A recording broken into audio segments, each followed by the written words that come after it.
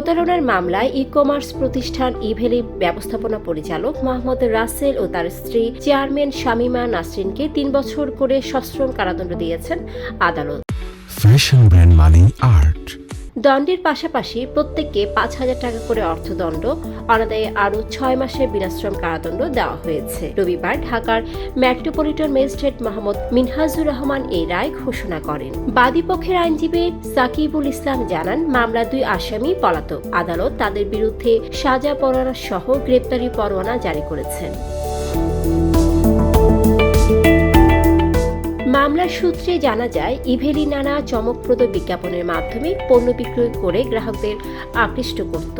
2021 সালের 20 ফেব্রুয়ারি মুজাহিদ হাসান ফাহিম প্রতিষ্ঠানটি থেকে ইয়ামাহা R15 বাইক অর্ডার করেন এবং মূল্য পরিশোধ করেন। তবে নির্ধারিত 45 দিনের মধ্যে পণ্য সরবরাহ করতে ব্যর্থ হয় প্রতিষ্ঠানটি। এরপর ফাহিম ধানমন্ডির অফিসে যোগাযোগ করলে তাকে 5 লাখ টাকার একটি চেক দেওয়া হয়, কিন্তু চেকে পর্যাপ্ত টাকা না থাকায় সেটি ব্যাংকে জমা না দিতে বলা হয়। চেকের উপর বিশ্বাস করে তিনি অপেক্ষা করলেও কোনো টাকা ফেরত পাননি। একাধিকবার তাগাদা এবং আইনি নোটিশ পাঠিয়েও প্রতিকার না পেয়ে অবশেষে 2024 সালের জানুয়ারিতে তিনি আদালতের দ্বারস্থ হন।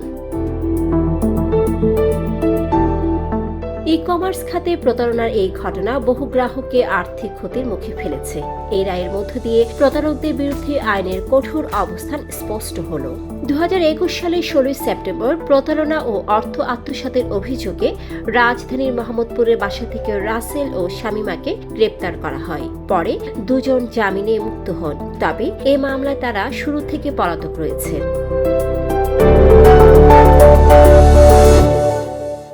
ডেস্ক রিপোর্ট, সারাদিনের সংবাদ।